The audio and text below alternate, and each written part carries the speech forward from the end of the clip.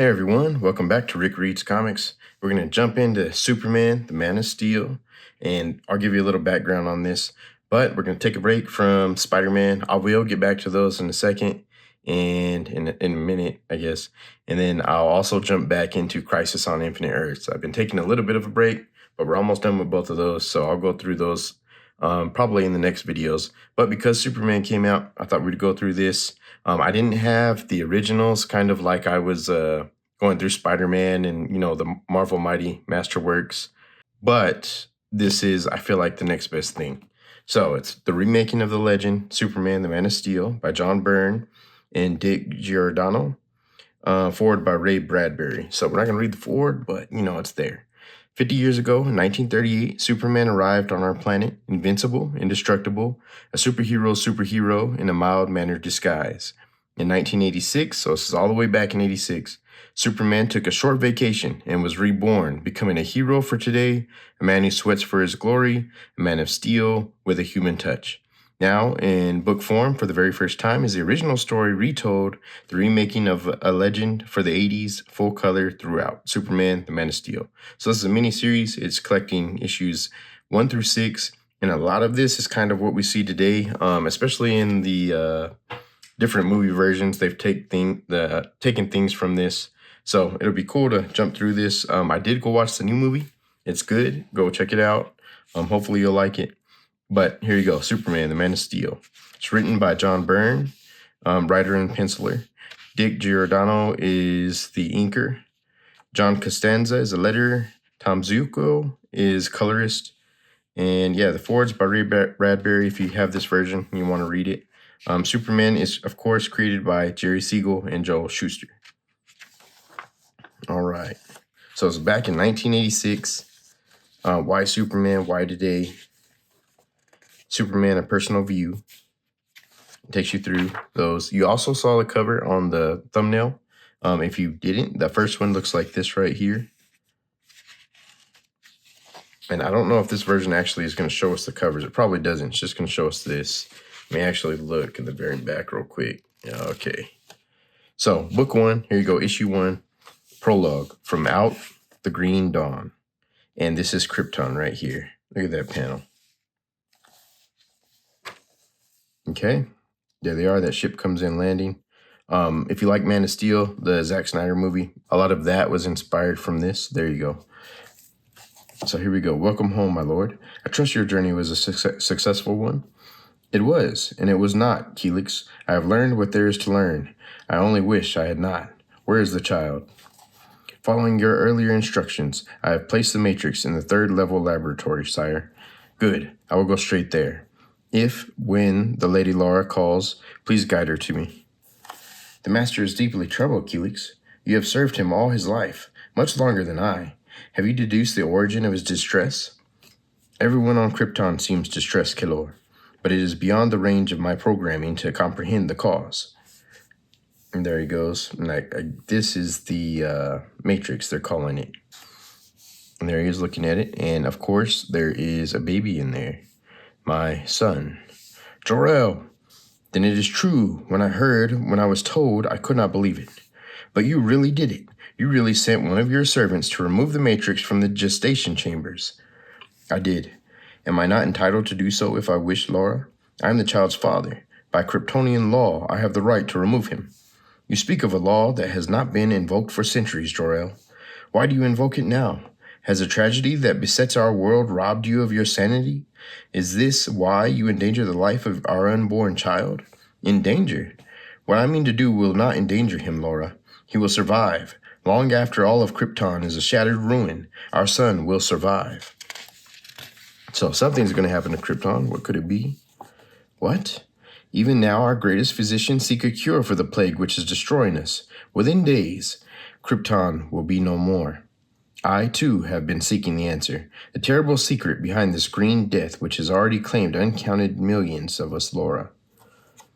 Not 1 hour ago, I returned from a journey that had taken me all across the face of our world, and I have discovered the cause of our calamity. A chain reaction within the core of Krypton has caused vast pressures to build within the planet's crust.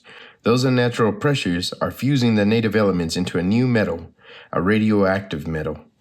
It is that radiation that is killing us all, Laura. And as if that were not enough, that same pressure, as it builds and builds within our world, will soon be too much for the rocky mantle to contain. Within a day, perhaps, within as little as an hour, Krypton will explode. No, that cannot be. We have been absolute masters of this world for thousands of years. It does not rain, but that we permit it. Now you say the world will destroy us? Perhaps it is fitting, Laura. As you say, we control the planet. We have filled every nook and cranny, conquered and harnessed every force of nature. And in the end, what have we achieved? Sterility, a cold and heartless society, stripped of all human feeling, all human passion and life. You speak obscenities. No, Laura. I speak of what was 100,000 years ago. I speak of a fullness of life we have denied ourselves, but which I shall give back to our son. What do you mean? If Krypton is doomed, as you say, our child is doomed also. No, Laura, no. Sealed within the Matrix orb, he has been shielded from the poisonous radiation. True, the orb could not survive the explosion of our planet, but it is resilient enough to survive a journey through hyperspace. What? Come, see for yourself what has occupied my every waking hour since first I suspected the fate of our world months ago. Across the reaches of space, I have searched and found at last a distant world, a world not unlike Krypton of millennia past, a world that natives call Earth. It looks so wild, so uncontrolled. What manner of beings could dwell on such a world? See for yourself, in a nation called America, in a subsection called Kansas. Oh. Laura, what's wrong? That's savage. He bears his naked flesh, his hairy flesh bears it to the air. He touches unprocessed soil. Oh, Jor-El, what kind of hell do you seek to send our child into? Not a hell, Laura, for him at least. More of a heaven, for the planet called Earth orbits a yellow star. Exposed to that radiation of that star, his Kryptonian cells will become living solar batteries, making him grow ever more powerful. In time, he will become the supreme being on that planet, almost a god. Then, he will rule them? He will shape them to proper Kryptonian ways? Perhaps. But see now, my servants have almost completed the adaptation of the Matrix. The hyperlight drive has been attached. There they are attaching it. But Jor-El, is there no time for reconsidering? Is there no other way for our child to... No, Laura. There is no more time for anything at all. The eruptions have begun. There they are, breaking through. I always thought that looked real cool the way they do it. Oh, no. Perhaps this is not the end. Perhaps it is only... No, Laura. Do not clutch at straws. Krypton is doomed. Only our child can hope to save the legacy of all that was once great in our world. I must launch the capsule. Now. Farewell, my son. Farewell. And he hits it, and here he goes. And it's real quick, because this is a comic book, of course. And so it must end, Jor-El. In fire and pain and madness, without my ever knowing the touch of my child's hand. Laura, we are together at least, at the last. Jor-El, from the moment I was first shown your hollow image and told your seed and mine would be mingled in the Matrix, I have felt an unknown emotion stirring in my heart. Our world has not had a place for what I feel, not in 100 centuries, but I have studied well the habits of Earthlings, and I have learned from them an understanding of what I feel. And even though we die, I am content so long as we die together. So this is like a society where they don't touch, they are unfeeling, and these are two people that are kind of recapturing that right here at the end of their world. So it says, and even though we die, I'm content so long as we die together. For I have always loved you. And there he goes, Superman, Clark Kent, Kal-El, flying off from Krypton as it explodes. And that's the end of the prologue. So that's how it all starts out. And I really want to go back, read the original comics so I can see, how much of that is actually in this. Probably reading these introductions would explain a lot of that to me, but I don't want to spoil the story. So chapter 1, The Secret. Still in the first issue, but here's chapter 1. And this Smallville crowd is going absolutely wild as number 15 races down the field for his 10th touchdown. Smallville High has just never seen a football player like this amazing, all-around champion, young Clark Kent. And there he goes running. Go, Clark, go.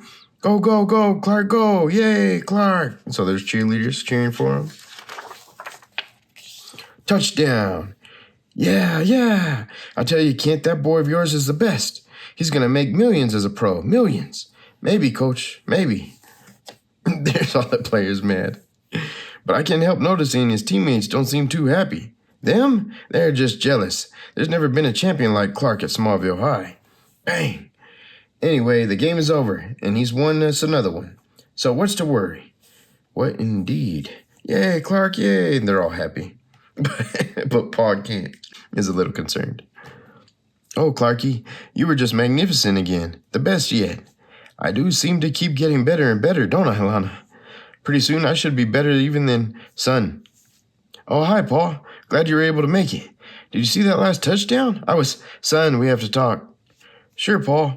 I promised Lana we'd go out for a soda after the game, but I'll be home as soon as... Now, Clark, let's go. Are you mad at me for something, Pa? Not mad exactly, Clark. A little disappointed, maybe. Disappointed? But I just won the last game of the season, and almost completely by myself. I know that, son. I know, and that's what we need to talk about. That's why it's finally time to show you something. Something I maybe should have shown you a long time ago. Where are we going, Paul? We're going back in time, son. It's been 18 years since your ma and me last came to this field. I've let it lay fallow ever since. This is the field you told me never to play in when I was a little kid. That's right, and I posted no trespassing signs all around and put up the nastiest barbed wire fence I could find. All to hide this. Lift it away, son. You should be more than strong enough now. But, Paul, what? Oh my gosh, Paul, what is that? It's where you came from, son. It's where your ma and me found you. Found me? You mean I'm adopted? Something like that. Yes, adopted is as good a word as any. I should have told you earlier. Should have told you years ago. And then here we go in a flashback. It all began late one night. A big winter storm was brewing, and your ma and me was fixing to close up the house again. Then, what in tarnation? Jonathan! We drove out to this field where the streak had seemed to hit, and we found, oh my, Jonathan, what in the world is that? It's some kind of little rocket, a Sputnik like the Russians. Martha, stay clear. But look, Jonathan, there's something inside, something alive. Well, they've been sending dogs and monkeys up into orbit. That's funny. It's cool to the touch. I read they got awful hot when it's opening. And there it is. It's all kind of liquid and it goes away. Oh, Jonathan, it's a baby. And there's Clark, Kal-El. Those monsters, they put a poor little baby into a rocket ship. And then they shot him off to the moon or somewheres. What kind of people are they? Now you be careful, Martha. We don't know. This baby came from Earth. He could be some kind of Martian. Oh, now you hush, Jonathan Kent. You've been reading too many of those science fiction magazines. He's as human as you or me. And I'm going to make sure that whoever the monsters were that shot him up in that tin can, well, they're never going to get their hands on him again. Martha. But it was already too late. She's a stubborn woman, your ma, and she decided right at the moment she first saw you that she was going to keep you. By the end of the drive home, I agreed. And that was when Mother Nature herself clinched the bargain. We no sooner pulled into the yard than the grandfather of all blizzards slammed down. It was the worst storm of the century, and we didn't get back into Smallville for 5 months. And when we did, why, Martha just plainly announced our new family member as our own natural child. We've been trying for 8 years to have a baby of our own. And after 2 miscarriages and 1 stillbirth, our friends were just thrilled as could be to meet little Clark Kent. You seemed in every way to be the baby we'd so often prayed for. Beautiful, bright, perfect. And when it came time to start school, you fit right in with the others, especially little Lana Lane. Seemed like you two were kindred spirits right from the go. I like you. You can be my boyfriend. Although I guess you didn't think so at the time. Everything went along just fine until that day when you were 8 and you decided to take a shortcut across Old Man McCullough's pasture. I was driving by. I saw you. I also saw McCullough's prize bull. There he is chasing him right there. But there was no way to get to you before, and then you got trampled. I felt like I'd seen my own life end that moment, Clark. I ran to where you'd fallen, fully expecting to find you all crushed and bloody, the way my big brother Harry had looked after he fell under my paw's thresher. But instead, Paw? Clark, you're all right? There he is. That was the first sign. I didn't tell your ma about it. I didn't know how to tell her, but your secret wasn't one that could be kept from her long. He's trying to get a ball and he picked up the old truck. You couldn't be hurt. You got stronger and stronger. One day you even started to see through walls. There's your purse, Ma, on the kitchen table. In the next room? Then came that day, late last summer. You were romping your way home with old Rusty. Come on, boy, catch me if you can. Bark, bark. And he jumps, pushes him off, and he's flying. Holy cow, I can fly. I'll never forget how you came swooping home, happier, I guess, than anyone in the world had ever been. But why are you telling me all this, Paul? I mean, most of it I know, except about this rocket ship. If that's what it is, how do we know, Paul? How can we know? Maybe we just weren't meant to know, son. Maybe we'll never know. And maybe it doesn't matter. Whatever this thing really is, wherever you came from, you're our son now. You're an American citizen, and that means you've got responsibilities. I know that, Paul, but I can't help. Oh, there it is right there, opening up or something. Or maybe it's just the effect it has. Clark, what is it, son? What's wrong? No, just feel so weak all of a sudden, so dizzy. Come on, son, let's get you back home. I should have told you all this more gently. Not even someone with your constitution can take so many shocks in one day. And then, of course, we have a shadowy figure here watching from behind. You told him? I told him. He told me. Clark, honey, don't hate us for keeping the secret from you all these years. There she is. I don't hate you, Ma. I could never think badly of you or Paul. He and I had a long talk on the way home. He's right to say he's disappointed in me. After all the times you and he have talked to me over the years, as each new power came along, you told me all those times that I should never use my special abilities to make myself better than other people, to make other people feel useless. But that's just what I have been doing. And it's time to stop. It's time for me to face my responsibilities. I have to leave Smallville. I have to seek out the people and places that need somebody who can do the things that I can do. But I have to do it in secret. The world mustn't ever know it's me. It must always seem like good luck or nature. So, tomorrow I'm heading out into the world. But before I go, there's someone I have to see. So he leaves. Chapter 2, The Exposure. Good morning, honey. And what are you doing up so bright and early on a Saturday? Oh, good morning, Jonathan. You were so sound asleep when I woke up, I thought I'd let you have a lie-in and come down and finish updating Clark's scrapbook. Your scrapbook, you mean? I still have my doubts that Clark would even approve of this. Oh, tish-tosh, Jonathan. A mother's got the right to be proud of her own son, hasn't she?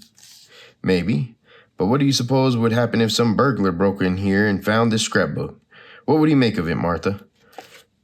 You've got to stop reading all the big city news in these papers, Jonathan. Things like that just don't happen in Smallville. And if one did, why, all he'd find is a scrapbook of a strange old lady who likes to collect stories of disasters that didn't quite happen. So here's her scrapbook. Flood waters diverted. Town saved as hillside dams river. Famine ends in desert. Bridge holds till last minute. Collapse waits for workers to get clear. Diver saved as vessel refloats. Sunken ship mysteriously rises to surface again. So, this apparently is all Clark. He's going through saving people, doing stuff. If you remember Man of Steel, he saved a few people somewhere in the ocean when stuff was catching on fire and falling down. So he's been training, I guess. Besides, no one has uncovered my little secret in the 7 years since Clark left, so why should we worry? So this is a big jump in time, 7 years from chapter 1 to now when they told him. You just read your paper, and I'll fix you a nice big breakfast. Aha, bribery, trying to buy me off with steak and eggs. Well, they do say every man has got his price. Uh-oh. Martha, I think we have another piece for your scrapbook. But no, not one we ever wanted to see. Look, mysterious Superman saves space plane. Oh no. Creak, creak. Clark's room. Be careful, Jonathan, so they hear somebody up there. Shh, listen, there is someone in there. Son? They wanted a piece of me, Pa. They all wanted a piece of me. You know, I've been making Metropolis more or less my home base for about 3 years now, Paul. It's a great town, big, exciting. It really feels like home. Well, yesterday, Metropolis was all set to cap off the celebrations for her 250th anniversary. Special arrangements had been made to have the experimental space plane Constitution land at Metropolis International. I went out to the airport myself to see that. Everything seemed to be going perfectly, until a small civilian craft somehow slipped through the security cordon. It all happened so fast, even I wasn't sure what we were all seeing, until the little plane flew too close, and bang, it banged into it right there. For one long, terrible moment, they just seemed to hang there, in midair, fused together, not seeming even to move. It was as if a movie projector had suddenly stopped on one frame by film, freezing a fraction of a second into an eternity. Then the projector started up again, and the two ships were plunging, screaming out of the sky, still locked together like dancers in some obscene ballet. Almost as a single being, the crowd surged, shouting, yelling, panic raging through them. And right in the middle of that torrent of humanity, I suddenly knew, that fate had taken a hold of my life, that I was no longer captain of my own destiny. I took off. There was no point in trying to be secretive about it. I was going to have to catch that ship and guide it safely to the ground. There was no hope at all of pulling that off, unseen, unphotographed. I could only move fast enough so that my features would be a blur. Well, you came on board to, get a story, Miss Lane. Looks like you're gonna get a biggie. If I survive to turn it in, Skipper, isn't there anything you can do? We can make a very large hole in downtown Metropolis. Unless you know some prayers that come with instant answers, Lois, this thing is a brick right now, and it's going to hit like a... Wait a minute. We're leveling. We're slowing down. Callahan, did you... Not me, boss. We're still dead stick and power down. I don't know what's... I do. I've got it on our belly camera, but I don't believe it for a minute. And there he is, some guy out there saving them. Superman. It can't be. A flying man? Don't argue with it. He saved us. Get the gear down. So they lower the gear. There he is, flying him in. I brought the Constitution down to the smoothest landing I could manage. And before I could decide what to do next, hold it right there, Buster. It was Lois Lane. I'd seen her on talk shows, been reading her columns in the Daily Planet. Now she was right in front of me, and I knew I couldn't escape her questions. And somehow, I didn't want to. She's, I don't know, not as beautiful as a movie star, but she has a quality, something I've never seen in any other woman, almost a fire in those big dark eyes. For just a moment, it seemed as if something passed between us, a spark. Whatever it was, neither of us had the opportunity to react to it, because that was when the mob arrived. And there's all the people getting around them. They were all over me, like wild animals, like maggots, clawing, pulling, screaming at me. And it was all demands. Everybody had something they wanted me to do, to say, to sell. It was as if my first public appearance had unleashed the worst, the greediest, the most covetous part of everyone. So I flew away, far, far away. I sat on a mountaintop in Tibet and just shook, with outrage, with fear. They'd taken everything you'd ever taught me and ripped it apart. I know I still have to use my powers to help people who really need me, but now they're going to be looking for me, expecting me, and I just don't know how to deal with it. I think I do. So this is all Paul Kent's idea, I guess. Epilogue, the superhero. Well, Ma, how's it coming? Nearly done, Clark. What about you boys? Have you settled on a design? Yes, it took a while, but Paul and I finally came up with this. We made one for the front and one for the back. So there's the big decal, the S, the symbol, the shield. That's just perfect. Absolutely perfect. Let's have it. I'll stitch it right on. But What about the other matter? Paul solved that one too. Obviously, I can't be on call 24 hours a day. Even I need time to relax and unwind, to be human for a little while. That's why it's lucky I didn't have the chance to tell anyone my name after I saved the space plane. Now, with a few minor alterations, there he is, looking in the mirror, I can have a private place where no one will ever think to look for me. A fortress of solitude, so to speak. Meet the new Clark Kent. It looks like his paw. He combed his hair back, got his glasses on. See, Ma? With his hair all slicked back and an old pair of my spectacles, his whole face seems to change. All he needs to do is stoop a tad, and he looks like a whole different man. And so long as he's careful never to let on that he has two separate identities, he'll be able to move freely like ordinary folks. But now, let's see how this costume we've concocted looks all put together. Dang, Clark's jacked. That's good. The fit is nice and snug. I started noticing when you were only 12 years old that cloth right up close against you never seemed to tear or get dirty. Besides, it shows off your muscles. Ma, gotta admit, you were right about the boots, Ma. They add a nice swashbuckler look. But it's the cape that's my favorite, Jonathan, even though it may tear, not being skin tight. Maybe we should... Not to worry, Ma. The whole thing works just fine. It's got exactly the symbolic look I wanted. So, from now on, whenever there are people who need my very special kind of help, it won't be a job for plain ordinary Clark Kent. It'll be a job for Superman. And there he goes, flying off. And they're all happy, and he got his suit. So that's the origin story of Superman, basically. And it's kind of cool to see that. I don't know why I've never read this before, but I like it. And the art is really good. So that's the first issue, guys. Thanks for hanging out. We'll continue this. I'll probably jump back to Spider-Man and Crisis, but we'll keep going through this. I just wanted to do something special because Superman's out. I'm also going to try to do something like that for Fantastic Four when it comes out. But yeah, thanks for joining me. I'll see you again next time.